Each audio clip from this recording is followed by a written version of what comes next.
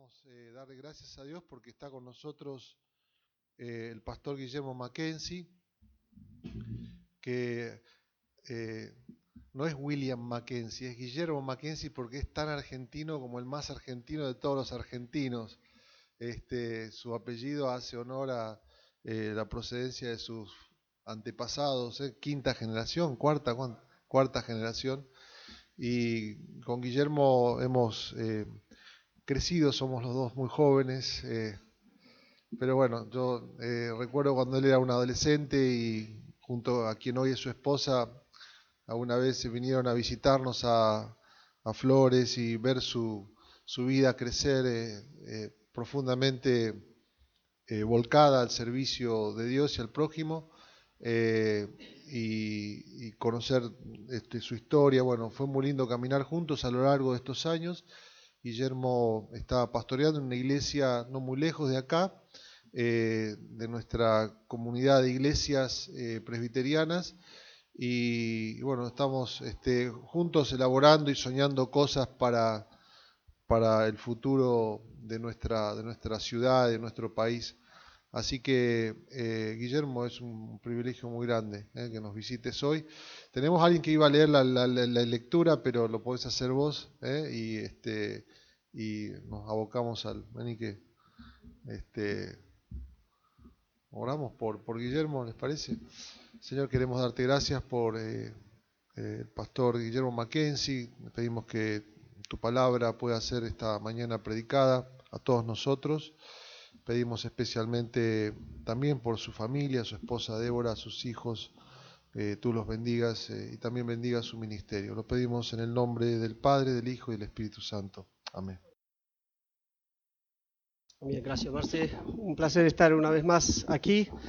Ya me estoy haciendo habitué. Estuve hace menos de un mes y ahora de vuelta estoy para acompañarlos. Pero nos vamos conociendo. Hay algo que ustedes no saben de mí. Y bueno, muchas cosas.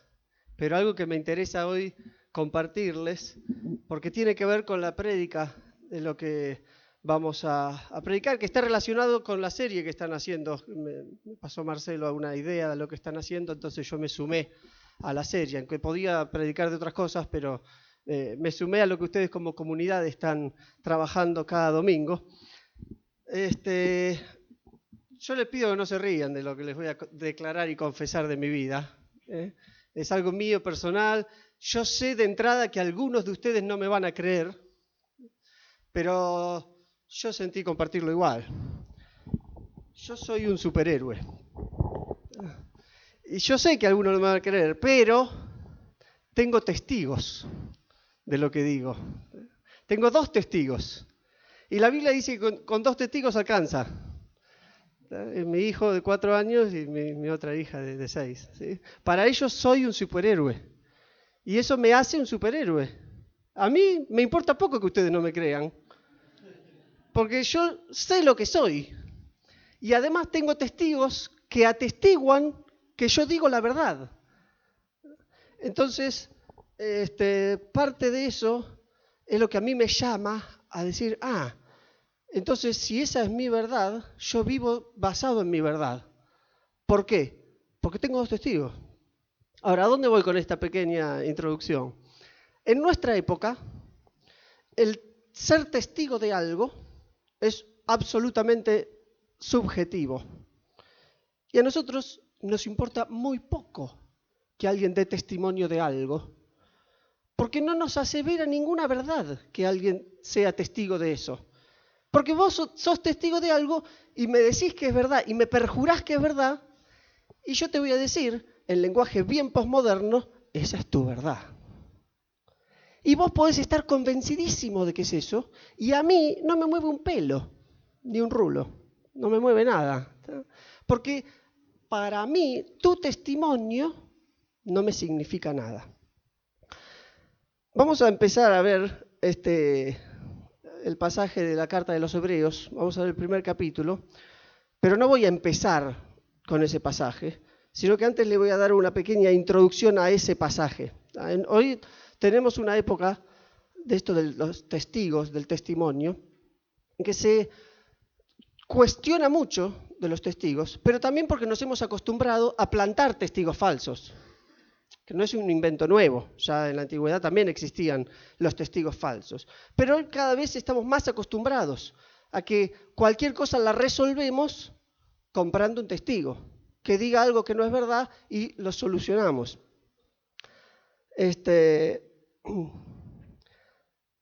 Ahora, Juan 8:17 es un pasaje que Jesús les dice a los discípulos y a todos los que estaban escuchando alrededor. Dice, en la ley de ustedes está escrito que el testimonio de 2 personas es válido. ¿Sí? ¿Se acuerdan el contexto ese? Es importante. Jesús dice, con que 2 digan algo, ya se completa. Ahora, ¿para qué usaron ese 2 los judíos que estaban alrededor de Jesús? Lo usaron para condenar a Jesús. Consiguieron que 2 digan que Jesús había blasfemado. Entonces, con esos 2 empezaron a perseguir a Jesús. Esa era la magnitud de la importancia del testimonio de esos 2. Consiguieron 2 testigos falsos. Ahora, en general, en nuestro país por lo menos, ¿cuál es el motivo de conseguir un testigo falso? De falsear la verdad. Bueno, en general porque queremos zafar de algo. Me están condenando de algo, me están culpando de algo, entonces yo consigo un testigo que atestigue otra cosa de mí, que estuve en otro lado o que tengo otras razones para no haber cometido lo que dicen que cometí, entonces yo me salvo de algo. Ahora tenemos 2 cosas acá.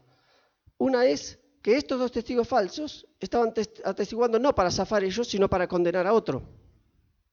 Pero hay otra cosa que es importante como introducción a los hebreos. Ya voy a llegar, en esta vueltita para llegar a Hebreos. Los primeros cristianos eran llamados testigos. Parte esencial de la iglesia primitiva era lo que ellos testificaban, porque ellos habían visto al Jesús resucitado.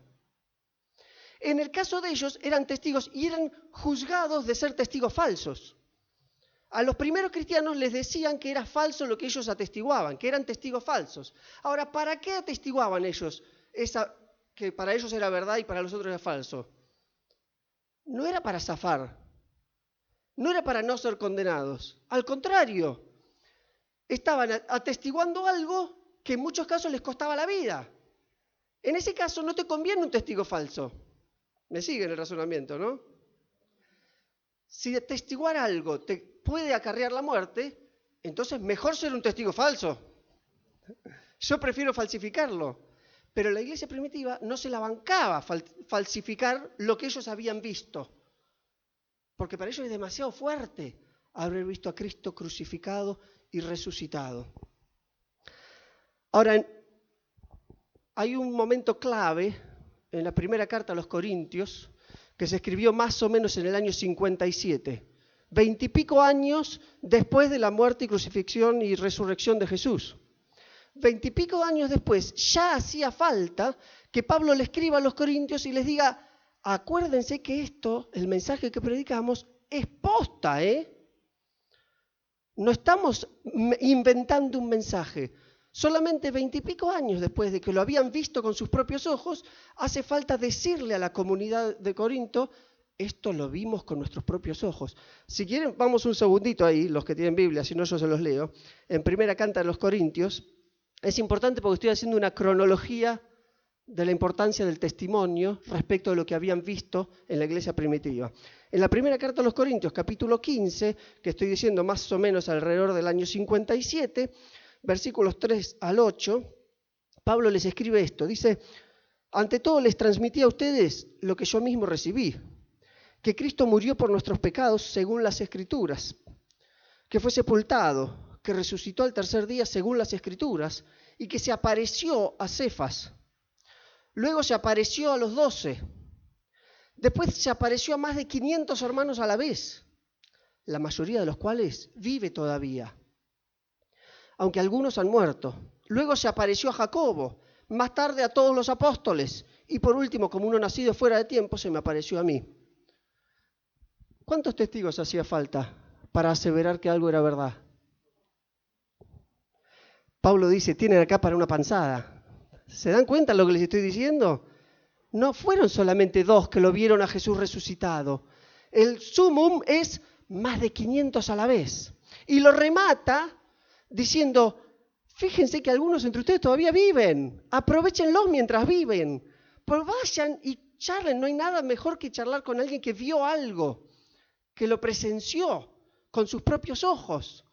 Entonces ya 20 y pico años después de lo que había pasado, Pablo tiene que resaltar, miren que hay entre nosotros testigos que lo vieron con sus propios ojos. No se crean que este mensaje es algo armado. No se crean que esto solamente es una historieta. Esto es una realidad histórica, que Cristo murió, fue crucificado, resucitó y ascendió a los cielos. 10 años después, se escribe, más o menos, estoy en una cronología aproximada, se escribe la carta a los Hebreos, que hoy vamos a leer el primer capítulo. No sabemos muy bien quién lo escribió. En general la tradición decía Pablo, ahora se cuestiona bastante que haya sido Pablo, aunque algunos vuelven a decir que es Pablo, no importa. Alguien escribió esta carta que Dios inspiró y permitió que entre en el canon. ¿Y qué hace el autor a los Hebreos? Seguramente escribe a un contexto judío que conocía mucho las Escrituras y que habían recibido esta historia de Jesús. Habían recibido el testimonio de alguien que les pasó lo que Jesús había sido y lo que Jesús había hecho. Pero el testimonio se había empezado a diluir, porque ya al pasar los años, cada vez descreemos más del que primero fue testigo, porque estamos cada vez más lejos. ¿Entendés? Marcelo vio algo, un accidente de auto, se lo cuenta a mi hermano, a Omar. Y Omar 10 años después se lo cuenta a tal. No, pero mi amigo lo vio en serio, no sabes cómo fue ese accidente. Y después 10 años más el otro me lo cuenta a mí. Y yo digo, la verdad, no lo conozco a Marcelo, no estoy seguro quién es Omar, y no puedo aseverar de algo que pasó hace 30 años. El testimonio se diluye. Entonces, ¿qué hace el escritor de los Hebreos? Empieza diciendo, esto no es solo cuestión de testimonio. Nosotros creemos que Jesús es quien dijo ser, no solo porque nos lo contaron, sino porque podemos evidenciarlo por las Escrituras. Y ya casi llego a Hebreos 1. Pero si primero, ¿lo tenemos ahí, Hebreos 1? Ya voy a llegar. ¿Por qué quiero? Estoy empezando de atrás para que cuando llegamos a Hebreos 1 entendemos por qué el autor de los Hebreos empieza por ahí. El capítulo 2 empieza con una palabra que es ilógico pensar que empieza un capítulo ahí. El capítulo 2 empieza por eso. Los capítulos no empiezan diciendo por eso. Por eso significa que es una conclusión de lo que dijo antes. Te digo todo esto y por eso te digo esto, ¿sí? Entonces, ¿por qué escribe Hebreos 1? Dice, es necesario, estoy leyendo Hebreos 2, ¿sí? Que nos dice para qué escribió el 1. Es necesario que prestemos más atención a lo que hemos oído, no sea que perdamos el rumbo. ¿Por qué? Porque la comunidad estaba empezando a dudar de lo que habían oído. Estaban empezando a dudar de lo que les habían contado. Porque era un testimonio, era uno más, eran varios quizás que decían algo. Pero para mí es un testimonio de una realidad lejana. Entonces dice, prestemos atención a lo que nos están diciendo, porque si el mensaje anunciado por los ángeles tuvo validez y toda transgresión y desobediencia recibió su justo castigo, ¿cómo escaparemos nosotros si descuidamos una salvación tan grande? Esta salvación fue anunciada primeramente por el Señor y los que la oyeron nos la confirmaron. Este pasaje es muy importante acá. Nosotros estamos recibiendo el testimonio que nos confirma la realidad de Cristo.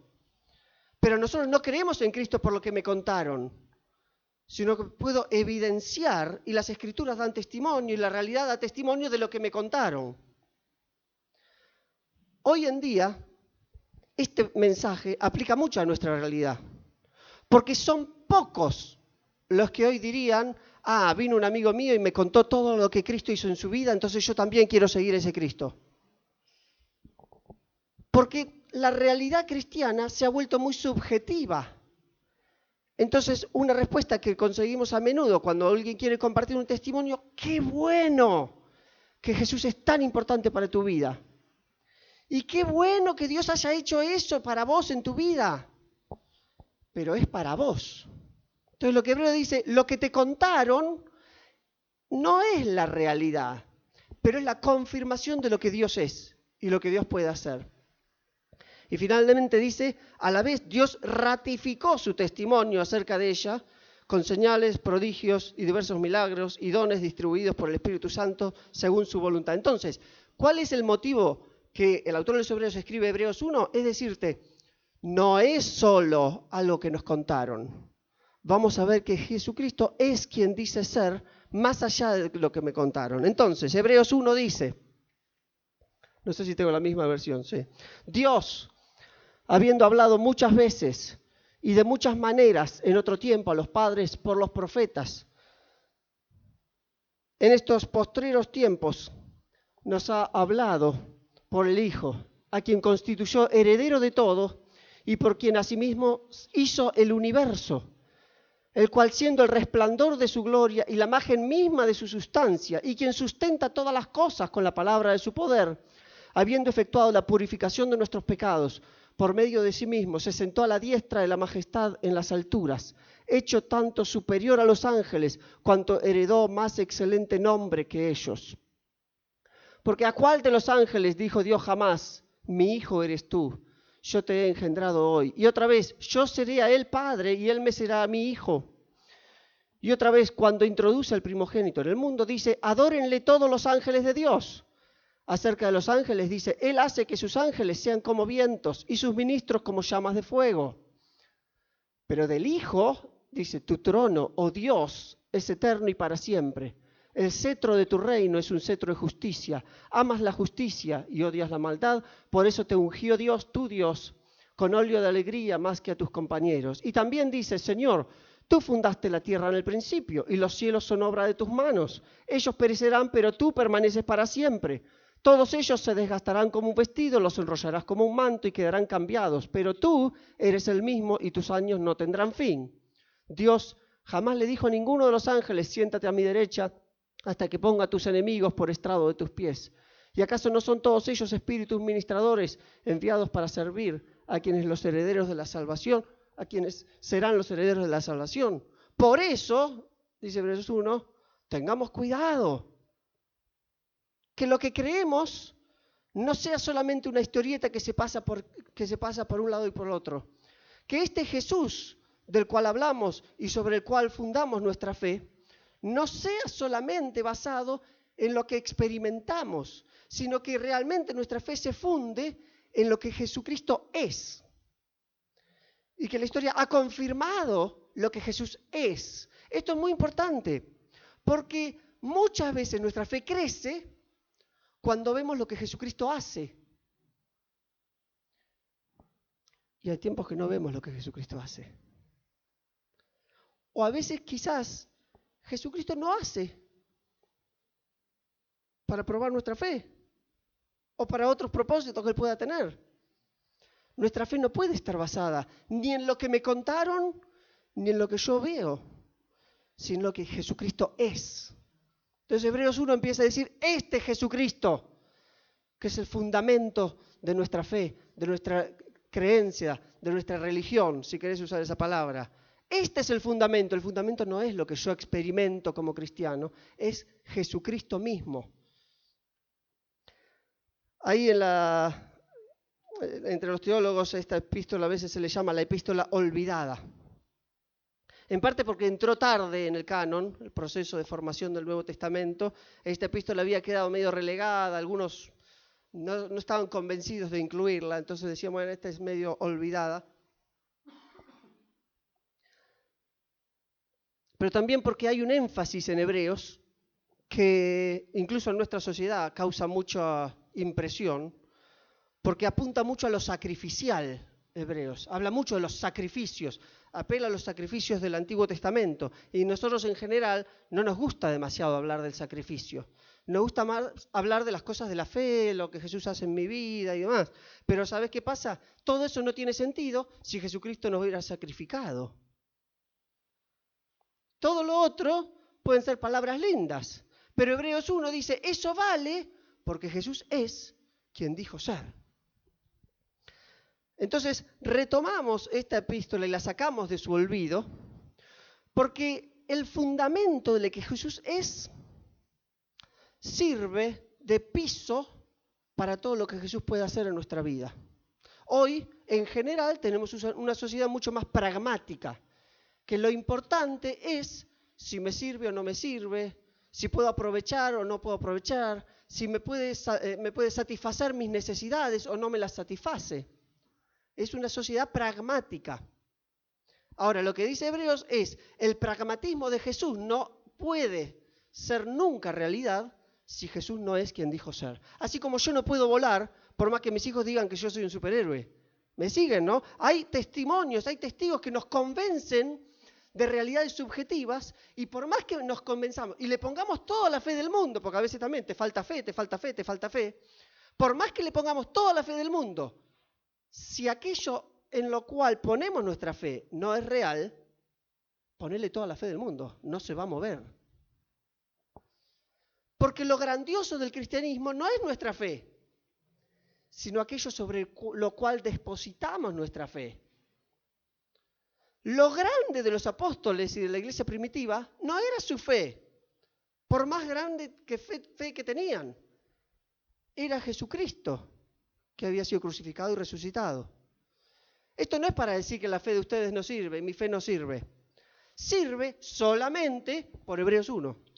Sirve solamente por quien es Jesucristo. Tenemos en nuestra época también, y a lo largo de los años, muchos estudios de iconografía, ¿no? De la expresión en el arte y de íconos que muestran y reflejan lo que nosotros creemos. Y no solamente en cuanto a la fe, sino en cuanto a diferentes ideologías también. Acá tienen una gran iconografía, por ejemplo, acá atrás mío, ¿no? Es formas de expresar lo que yo creo, mis convicciones. En general, la sociedad ha desarrollado muchos íconos acerca de Jesús. Tenemos, por ejemplo, algunos más característicos, tal vez por el tiempo o porque hay un énfasis hacia lo visual de la Iglesia Católica Romana, ¿no? Algunos íconos de Jesús, en parte, muchos de ellos resaltando la parte del sufrimiento de Cristo, el Cristo sufriente, y no la critico porque es una parte muy importante de Cristo y de nuestra vida. Muchas esculturas, muchas imágenes de Jesús nos muestran a ese Jesús sufriendo. Tenemos muchas, por otro lado, del Cristo victorioso, generalmente con una aureola, con mucha luz, muy potente, el Victor Christus, el Cristo que se levantó y que reina sobre todo. Y eso también es muy importante, porque es parte esencial del entendimiento del Cristo completo. En general, las iglesias evangélicas protestantes han rechazado todos los íconos, es decir, han rechazado todo lo que es imágenes, porque la Biblia dice no hay que adorar imágenes. Ahora, las imágenes no sirven solo para adorarlas, también puede uno verlas para disfrutarlas, para aprender, para expresarse. No sé si hay artistas por acá, pero no es que uno tiene que adorar necesariamente lo que uno produce. Uno puede producir con diferentes motivos, con motivos de mostrar lo que uno cree. Pero en general, el protestantismo, las iglesias evangélicas, entonces han sacado los íconos y han dejado la cruz sola, por ejemplo, como ícono de la fe. Y esa cruz sola también nos habla, y es un aspecto esencial. Ahora, ¿a dónde voy con estas imágenes? Hebreos 1 nos muestra otra imagen, es una imagen escrita de este Cristo victorioso, pero no se olvida del Cristo que fue en realidad parte de la creación del mundo, y el Cristo que fue sacrificado, y a lo largo de toda la epístola se resalta al Cristo que fue sacrificado, y al Cristo que es glorificado y que está sentado a la diestra de Dios Padre. Es como que muestra toda la imagen de Cristo para que la tengamos bien en cuenta de quién es el centro de nuestra fe. Y lo que empieza diciendo en resumidas cuentas este Hebreos 1 es: Jesús es superior a todo. Jesús es superior a todo lo que se te pueda venir a la mente. Así empieza Hebreos. Superior a los ángeles. Parte esencial de Hebreos 1 es: Jesús es superior a los ángeles. En un momento en que la angelología era muy importante. De hecho, en nuestra época también se le da mucha importancia a los ángeles, y los ángeles personales, ángeles protectores, ángeles. Jesús es superior a los ángeles, dice Hebreos. Pero no solamente eso. Después, a lo largo de la epístola a los Hebreos, vemos Jesús es superior a Moisés. Y decirle eso a un judío es grosso, ¿no? Es superior a Moisés, imagínate. Después dice superior a Melquisedec también, este sumo sacerdote, superior a todos los sacerdotes. Y en el Hebreos 11, uno de los capítulos más conocidos del Epístola a los Hebreos, Jesús es superior a todos los héroes de la fe. Poneme cualquier héroe de la fe, Jesús lo superó. Ese es el Jesús en el que nosotros creemos. Ahora, vamos brevemente a los detalles específicos de lo que nos relata este retrato de Jesús. Primero nos dice que todo lo que Jesús es parte de lo que Dios nos habla, de lo que Dios nos revela. Le dice un contexto específicamente judío, que está muy enraizado en la palabra escrita, que era su promesa, era su fundamento de la religión. Está diciendo, Dios nos habló a través de los profetas. Ese es el fundamento de nuestra vida, es el fundamento de todo lo que hacemos. El autor de Hebreos dice, bueno, eso fue en su tiempo. Ahora nos ha hablado también a través de este Jesús. Este Jesús es palabra de Dios, dice Hebreos. Dios habla a través de Jesús. Hay una palabra, me meto un poquito en gramática, brevemente, pero que da mucho que pensar. En ese primer versículo, cuando dice Dios que muchas veces y de varias maneras habló a nuestros antepasados, ese habló en el griego es un tiempo indefinido, es un pasado que evidentemente, incluso por el contexto, se da muchas veces. ¿Sí? Algo que pasaba. Dios hablaba reiteradas veces. Pero, en el versículo 2, en estos días finales nos ha hablado por medio de su Hijo. El español traduce bien ese perfecto. No sé si esta versión también. Nos ha hablado. ¿Sí? En el griego también es un perfecto. Es gramática, ya sé, pero alguno quizás me sigue. El perfecto significa algo que está hecho y que perdura su efecto. No es algo que se repite constantemente.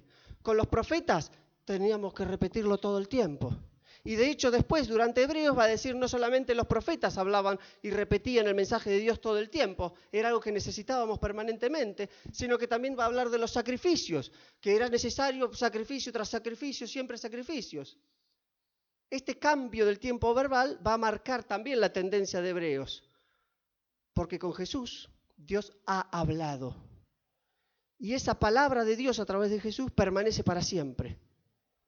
No cambia más, ya está. Eso es un fundamento firme, es una piedra angular de este edificio que es la iglesia y eso no cambia. Sobre eso edificamos, pero ya está, no habla más a través de otro. ¿Por qué no habla más a través de otro? Porque Jesús es superior a todo. No puede encontrar otro superior a Jesús por el cual hablar nuevamente. Dios ha hablado a través del que es más superior que todos. Y después sí empieza a describir por qué. Y lo menciona Hijo de Dios, en versículo 2, la primera parte. En el Antiguo Testamento esta frase, Hijo de Dios, se le asigna a a diferentes aspectos. Pues a veces se le habla a los ángeles como hijos de Dios, al pueblo de Israel incluso se le dice hijos de Dios. Ahora en el Nuevo Testamento se le aplica específicamente a Jesús de una manera muy, muy directa. Y él se asume como hijo de Dios. De hecho lo condenan por hacerse llamar hijo de Dios. En esta época ya hijo de Dios significaba directamente que él se hacía pasar por Dios. Vos sos hijo de Dios, vos sos Dios, de alguna forma. Eso era lo que representaba esta imagen. Heredero de todas las cosas, en el B. Y otra vez, seguramente hemos escuchado hablar algo del procedimiento de herencia en el Antiguo Testamento. El heredero era el hijo varón mayor. Y todo el resto de los hermanos dependían del heredero. Entonces acá lo que está diciendo es, quizás ustedes piensan que hay muchos hijos de Dios. Este es hijo de Dios y el heredero, es el superior, es el primero. Y el que después va a repartir de alguna forma. Todos los otros hijos de Dios dependen del heredero, de la misericordia del verdadero heredero, para que reparte. Y Pablo usa la palabra somos coherederos con Cristo. Porque si no está en Cristo, no heredamos nada. Nosotros nos alegramos de ser llamados hijos de Dios, Pero de vuelta, Hebreos dice, ustedes solamente son hijos de Dios porque el Hijo de Dios los hace a ustedes hijos de Dios. Los hace a ustedes coherederos de la herencia de Dios. Después, versículo 2 también, la tercera parte, lo llama creador del mundo. Esto también Juan después lo va a profundizar, ¿no? Que él que estaba desde el principio en la creación. Versículo 3 dice, es el resplandor de la gloria de Dios. En él se ve todo. Tratemos de ver la imagen, ¿no? El icono que está describiendo Hebreos de este Jesús. Ustedes se quedaron con ese Jesús que vivió, que caminó, vemos la cruz, vemos el resucitado, vemos la iglesia que cuenta acerca de Jesús. Yo les cuento este Jesús. Es la imagen de Dios, es la marca de lo que Dios ha hecho en este mundo. Uno decía, Jesús es la mejor selfie que Dios sacó. Dios se saca una selfie y sale Jesús. Esa es la imagen. Es lo que donde se ve a Dios mismo reflejándose. Y sostiene el universo. Ahora, de acá también hay un paso muy importante. Entre Él es la fiel imagen de lo que Él es y el que sostiene todas las cosas con su palabra. Porque hasta que Él es la imagen, bueno, sí, es muy teórico, muy lindo, pero no hace nada Con una imagen no hacemos nada. Con una descripción de la grandeza de Jesús no hacemos nada. No, Él también Él sostiene todas las cosas. Esa es la imagen que Hebreos está mostrando. Después 1:3 también dice, es el sumo sacerdote. Él dice acá, habiendo efectuado la purificación de nuestros pecados por medio de sí mismo. Y ustedes saben que en el Antiguo Testamento se ofrecían sacrificios diferentes animales. Una de las características que tenían que ser perfectos, sin mancha, puros. Y él dice, no encontró otra cosa. Él mismo se sacrifica. Lleva a cabo la purificación de los pecados. Y eso va a ser un tema central en todo el resto de la carta a los hebreos. Ahora, ¿qué hace después de sacrificarse? De entregarse en sacrificio. En general, en el Antiguo Testamento se hacían los sacrificios y después se iban a comer los sacrificios. Y mañana de vuelta. Y empezaba de vuelta el tema de los sacrificios. Dice que Jesús no. Jesús se entregó en sacrificio y subió y está sentado a la diestra de Dios Padre. ¿Por qué? Porque no tiene que sacrificar de vuelta. No hace falta nada más. Consumado es. Está todo hecho. Y va a sentarse a la diestra de Dios Padre. Y después insiste, va a decir con esto de que desde el versículo 5 hasta el final es superior a los ángeles. Y ahí todas las citas bíblicas del Antiguo Testamento, de todo para demostrar, miren que este no es un ángel más. No es una aparición. No es algo que no es algo que Dios manda. Porque los ángeles están al servicio de Dios. Yo les estoy hablando a alguien que no está al servicio de Dios. Alguien que es Dios. Cuando voy a ir terminando hacia la conclusión, ¿por qué para mí es importante rescatar quién Jesús es, más allá de lo que Jesús haga o no haga en mi vida? Algunos incluso tenemos la costumbre, quizás cuando queremos compartir nuestra fe, contar algo que Dios hizo en nuestra vida. Y no está mal, pero no es bueno que alguien crea en Dios por lo que Dios hizo en mi vida. Lo que Dios hizo en mi vida es una ratificación de lo que Dios es. Lo que Dios hizo en mi vida confirma lo que Dios es. Pero la fe no puede estar nunca puesta en mi experiencia subjetiva. Esto no es subjetivo. Nuestra fe tiene que estar puesta en lo que Cristo es. Hay una expresión, una fórmula de adoración protestante reformada que dice al comenzar el culto, adoramos a Dios por lo que es y por lo que hizo.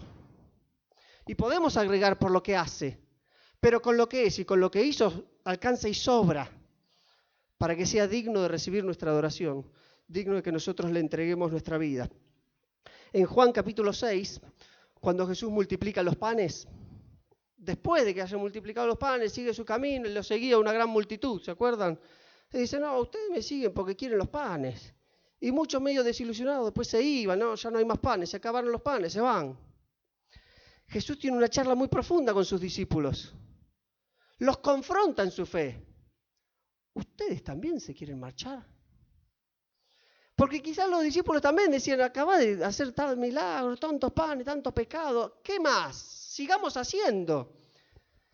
Y Jesús paró de hacer. No multiplicó panes todos los días. Se acababa el hambre del mundo. Pero no servía eso. Si ustedes también se van a marchar, tantos otros se marchan porque no ven más panes. Ustedes también se van a marchar.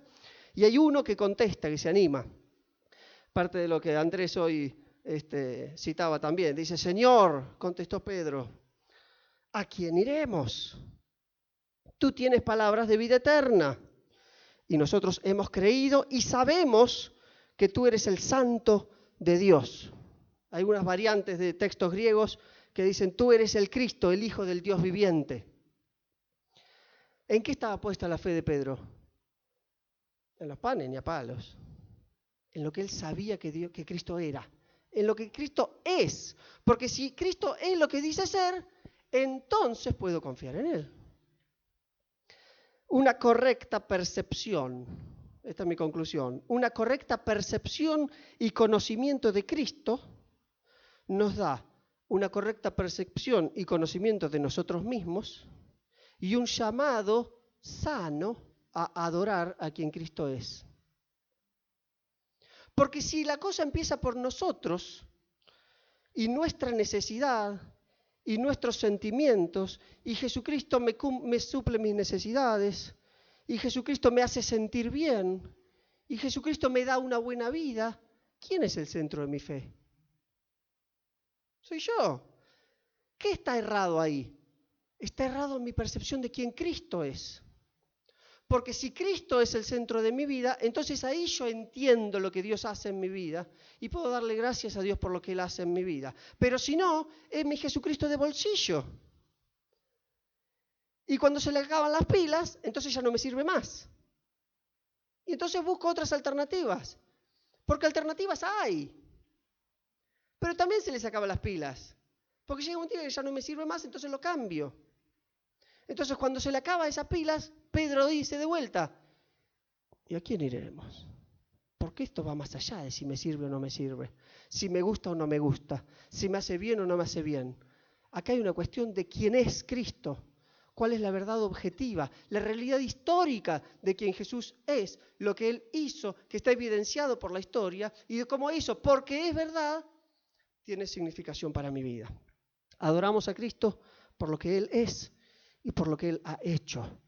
Mi llamado de esta tarde es más que nada que revisemos que nuestra fe no esté puesta en nuestros sentimientos, que nuestra fe no esté puesta solamente en las veces que Dios nos hace bien y que nos vamos de acá a la iglesia y nos hizo bien venir a la iglesia.